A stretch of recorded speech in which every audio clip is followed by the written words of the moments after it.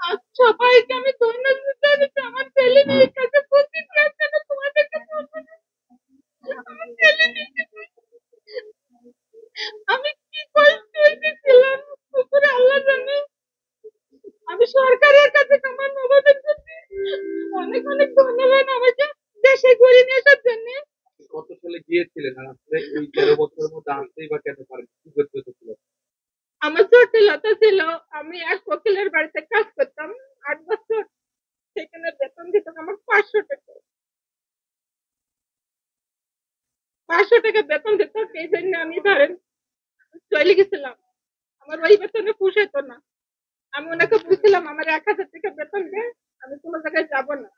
উনি আমার দিছিল না, আমি বাইরে যাই কাজ করতে যাই, এ ধরেন 1000 টাকা 1500 টাকা এরকম কাজ করতাম করি। এই আমার ছেলে মেয়েকে, আমার ভাই বোনদের, আমার আবার অসুস্থ বাপকে এইতেই আমি খরচ চালাইতাম।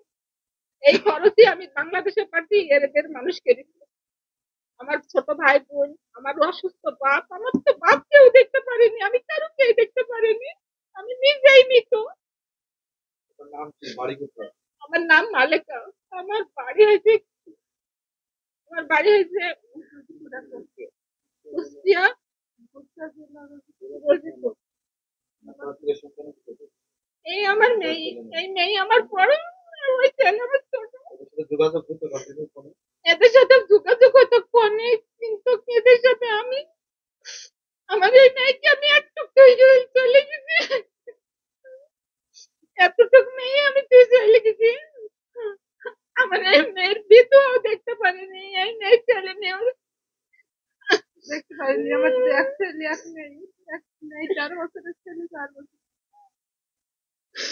বাংলাদেশের সরকার আপনাকে তখন থেকে বাংলাদেশ আনার জন্য সহযোগিতা আমি করছে? 1 বছর হাঁটতে হাঁটতে আমার এমবিসিতে পায়ের হাঁটু হয়ে গেছে। আমি তারপরে আমি এই প্রবাসী মন্ত্রণালয় থেকে চিঠি পাঠিয়েছে, তেলেঙ্গানা যে রাজি পেয়েছে আমার ইয়ে হলো ফেসবুকের মাধ্যমে।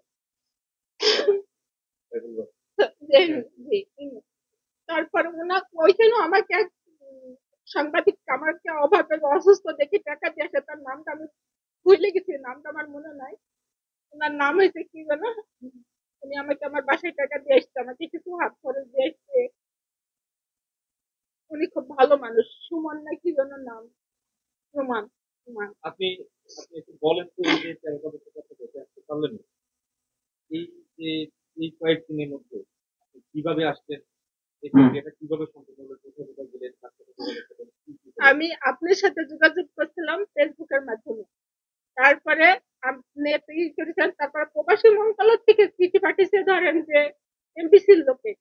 এই এমবিসির লোকের থেকে ধরেন এই মন্ত্রণালয় আমার কাজ সমাধান করছে। আর আপনারা এখান থেকে করে তারপরে ধরেন এই আমাকে 3 বার 4 বার 5 বার আমাকে ওইখান থেকে বাদ দিয়ে দিচ্ছে, আমাকে আর দেশে পাঠাতে পারতো না। এটা একটু বলেন যে আপনাকে 3-4 মাস কি বলতে আউট পারেন? পাস দিছিলাম, ওনারা আমার বাদ দিয়ে দিছে যে আমার ফিঙ্গার আসে না, ফিঙ্গার আসে না, ওনারা আমার বাদ দিয়ে দিছে। তারপরে আপনাদের কাছে বলার পরে আমার ভিসার কপি দিয়ে আর চিঠি দিয়ে এখান থেকে যাই, এই বাংলাদেশ থেকে যাই মন্ত্রণালয়।